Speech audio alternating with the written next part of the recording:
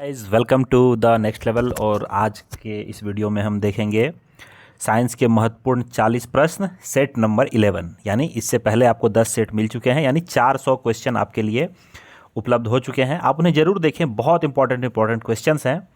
चलिए पहला देखते हैं। गाय और भैंसों के थनों में दुग्ध उतारने के लिए किस हार्मोन की सुई लगाई जाती है? तो ये हार्मोन है ऑक्सीटोसिन। ऑक्सीटोसिन ये पशुओं में यूज किया जाता है। इसके अलावा गर्भाशय के संकुचन को बढ़ाकर प्रसव को भी आसान बनाने के लिए ऑक्सीटोसिन की सुई जो है लगाई जाती है। इसके अलावा आप ऑप्शन में देख पा रहे हैं कि सोमेट्रोपिन ये एक मानव विकास हार्मोन है, जिसे मानव के विकास में इसका यूज किया जाता है। इंटरफेरोन एक तरह का प्रोटीन है जो प्रयोगशाला में बनाई गई है, और इसका प्रयोग क्या है कि प्रतिरक्षा प्रणाली को ठीक करने के लिए किया जाता है, जिससे बीमारियों में लड़ने में मदद मिलती है। इंसुलिन क्या है? तो इंसुलिन एक हार्मोन है जो हमारे शरीर में ब्लड शुगर के लेवल को कंट्रोल करता है, और ये अग्नाशय में बनता है। और इसमें तो मैं आपको ज़्यादातर डिटेल में क्वेश्चंस नहीं बताऊंगा, लेकिन मैं प्लान कर रहा हूं कि सभी क्वेश्चंस को लेके एक एक वीडियो का मैं शॉर्ट वीडियो बना दूं। तो उससे क्या होगा कि मैं उसमें डिटेल में आपको एक एक क्वेश्चन को 1-1.5 मिनट में आपको मैं कंप्लीट कर पाऊंगा। तो चलिए, इसका पहला का आंसर है आपको ऑक्सीटोसिन, क्वेश्चन नंबर 1। नेक्स्ट है कि फेरोमोन्स पाए जाते हैं। फेरोमोन्स पाए जाते हैं कीटों में। जो फेरोमोन्स, जैसे कि आपने देखा होगा कि चींटी एक के पीछे एक के पीछे एक के पीछे एक के पीछे एक चलती है, तो वो फेरोमोन्स छोड़ते हुए जाती है उसी के कारण। यानी कि फेरोमोन्स जो है कीटों में बात करने का एक तरीका होता है।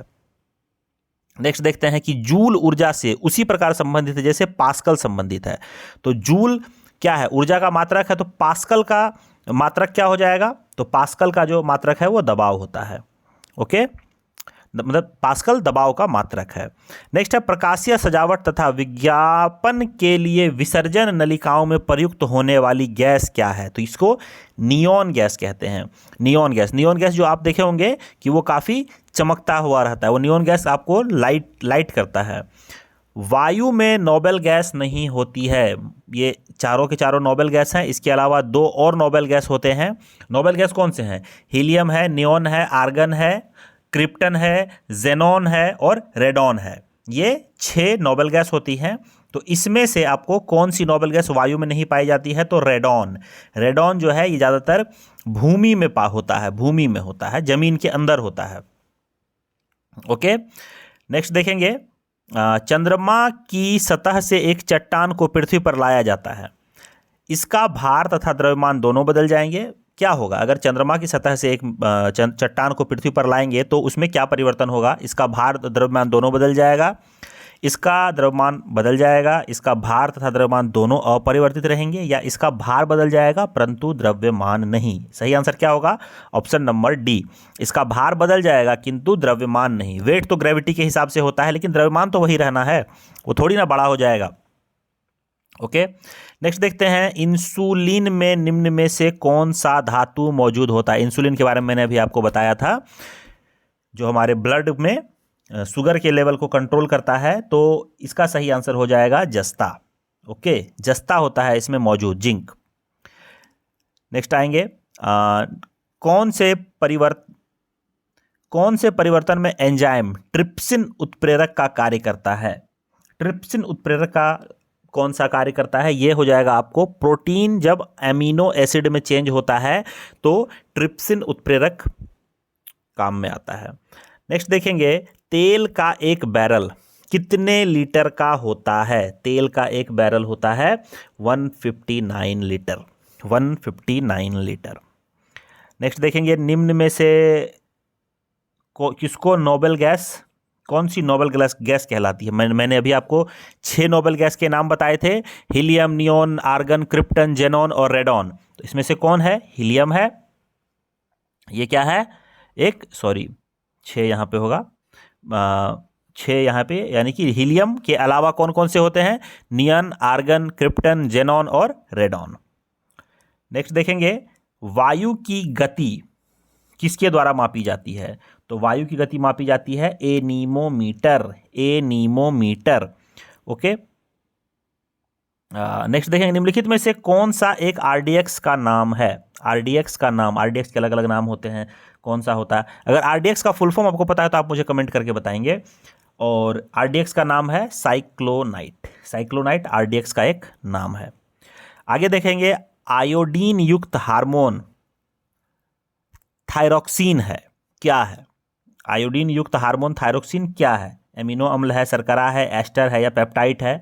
सही आंसर हो जाएगा एक एस्टर है, एक एस्टर है। ये सब क्या होता है? एमिनो अम्ल, शर्करा, एस्टर, पेप्टाइड। अगर ये आपको जानना है तो आप मुझे एक बार कमेंट कर देंगे, मैं शॉर्ट्स में इन सब चीज़ों को आपके लिए उपलब्ध करवा दूंगा। मानव शरीर में इंसुलिन उत्पादक अंग है, कहाँ से? मैंने अभी आपको बताया था, अग्नाशय में बनता है।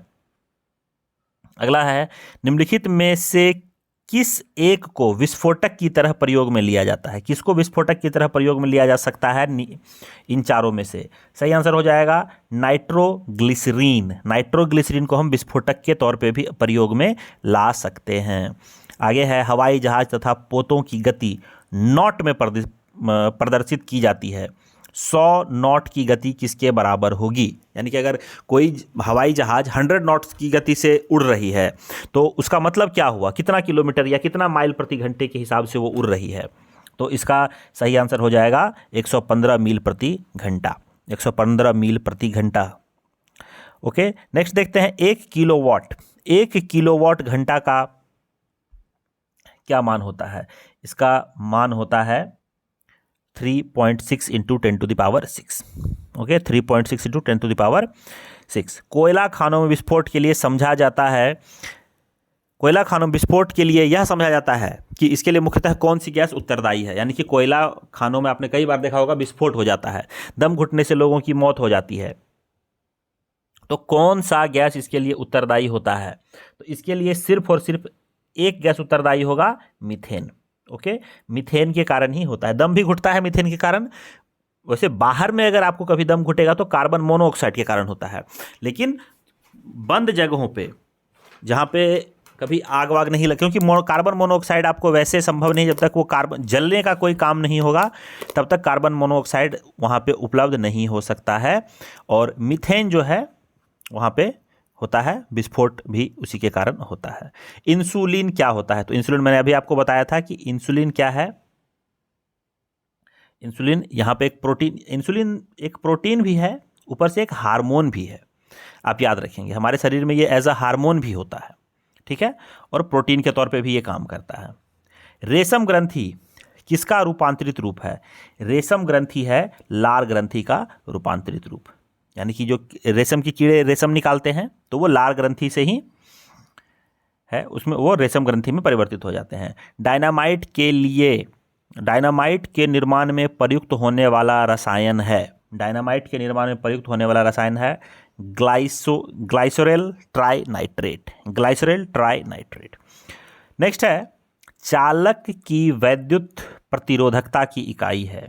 चालक की विद्युत प्रतिरोधकता की इकाई है ओम। ओम। यह मूल एसआई मात्रक नहीं है। कौन सा मूल एसआई मात्रक नहीं है?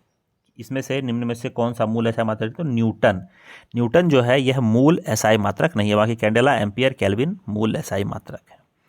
भारत डायनामाइट लिमिटेड केंद्र कहाँ स्थित है? हैदराबाद में। ओके, नेक्स्ट देखेंगे, अल्फ्रेड नोबेल, जिसने नोबेल पुरस्कार की स्थापना की, का नाम संबंधित है। यह संबंधित है आपको डायनामाइट से। इन्होंने डायनामाइट बनाया था, डायनामाइट की खोज की थी। आगे है, दूध को पचाने के लिए आवश्यक एंजाइम रेनिन और लेटेक्स मानव शरीर में कितने उम्र की आयु में लुप्त हो जाता है? यानी कि दूध को पचाने के लिए किस उम्र के बाद आपका शरीर जो आवश्यक एंजाइम है रेनिन और लेटेक्स वो गायब हो जाएगा। उसके बाद फिर पेट का ही काम रह जाता है दूध को पचाना, अगर आप दूध लेते हैं तो इसका सही आंसर हो जाएगा आपको 8 वर्ष। मतलब कि 8 वर्ष तक अगर आप दूध पीते हैं तो वो पचा देगा आपका शरीर लेटेक्स और रेनिन, लेकिन उसके बाद फिर दूध को पचाने वाले एंजाइम शरीर से गायब हो जाते हैं। नेक्स्ट देखेंगे, सिक्रेटिन क्या है? सिक्रेटिन क्या है? सिक्रेटिन है हार्मोन, एक तरह का हार्मोन है। ओके, नेक्स्ट देखते हैं किलोवाट घंटा। किलोवाट घंटा मात्रक है किसका? तो किलोवाट घंटा मात्रक है विद्युत ऊर्जा का, यानी कि आपके घर में जो आप जो बिजली यूज करते हो तो उसको हम लोग काउंट करते हैं किलोवाट घंटा में। एम्पियर क्या नापने की इकाई है? एम्पियर से हम क्या नापते हैं? ये नापते हैं विद्युत धारा। विद्युत धारा। बारूद में मुख्यतः कौन से अवयव होते हैं? तो बारूद बनाने के लिए कौन से अवयव की आवश्यकता पड़ती है? तो इसमें हमें आवश्यकता पड़ेगी पोटास की, कार्बन की, गंधक की, यानी कि ऑप्शन नंबर बी यहाँ पे हमारा सही हो जाएगा। पोटास, गंधक और कार्बन, इनको मिला के बारूद बनाया जाता है। हाइड्रोजन बम विकसित किया गया था किसके द्वारा? किसने हाइड्रोजन बम का विकास खोज किसने किया था? एडवर्ड टेलर ने किया था। एडवर्ड टेलर ने। पारिस्थितिकी दबाव बनाने की इकाई है। पारिस्थितिकी दबाव की इकाई क्या है? ये दबाव की इकाई है बार। ओके, इंडोल एसिटिक अम्ल क्या है? इंडोल एसिटिक अम्ल है ऑक्सीन। आगे देखेंगे रेनिन एंजाइम के द्वारा पाचन होता है। रेनिन एंजाइम के द्वारा किसका पाचन होता है? तो मिल्क प्रोटीन का, अभी मैंने आपको बताया था। नेक्स्ट है बल का मात्रक क्या है? बल का मात्रक क्या है? इसका मात्रक है न्यूटन। बल का मात्रक है न्यूटन। निम्न में से कौन सा पौधा वृद्धि हार्मोन है? कौन सा पौधों में वृद्धि हार्मोन कौन सा है? तो इसका सही आंसर हो जाएगा साइटोकिनिन। और ह्यूमंस में क्या है? सोमाट्रोपिन। ध्यान रखेंगे आप। माप की कौन सी इकाई को 0.39 से गुना करने पर इंच प्राप्त होता है? माप की कौन सी इकाई को हम 0.39 से गुना कर देंगे तो हम 1 इंच प्राप्त होगा? ठीक है, तो इसका सही आंसर हो जाएगा आपको सेंटीमीटर, यानी कि 1 सेंटीमीटर को हम 0.39 से अगर मल्टीप्लाई कर देंगे तो हमें 1 इंच प्राप्त होगा। ओके, नेक्स्ट है सोडियम धातु का संग्रहण किसमें करना चाहिए? सोडियम धातु का संग्रहण जो है ये करना चाहिए हमें मिट्टी के तेल में। ये पानी मतलब ऑक्सीजन के टच में आते ही ये विस्फोट हो जाता है इसमें। ओके, तो खुले में भी रखेंगे तो ये विस्फोट हो सकता है और पानी में डालने पर तो विस्फोट होगा ही होगा। गैसीय स्थिति में पाया जाने वाला हार्मोन कौन सा है? गैसीय स्थिति में पाया जाने वाला एथाइलिन गैसीय स्थिति में पाया जाता है। पायरोमीटर का प्रयोग कहाँ करते हैं? पायरोमीटर का प्रयोग करते हैं तापक्रम मापने में। तो दोस्तों ये हमारे 40 क्वेश्चन हमारे समाप्त हुए। आई होप आपको वीडियो अच्छा लगा होगा। वीडियो अच्छा लगा तो वीडियो को आप एक लाइक जरूर करें, दोस्तों के साथ इसे शेयर भी कर दें और हमारे वीडियो को अभी तक सब्सक्राइब नहीं किया है, चैनल को सब्सक्राइब नहीं किया तो एक सब्सक्राइब भी कर दें। आई होप आपको ये वीडियो अच्छा लगा होगा। मिलता हूँ आपसे नेक्स्ट वीडियो में, तब तक लूँगा आपसे विदा। जय हिंद, जय भारत, वंदे मातरम।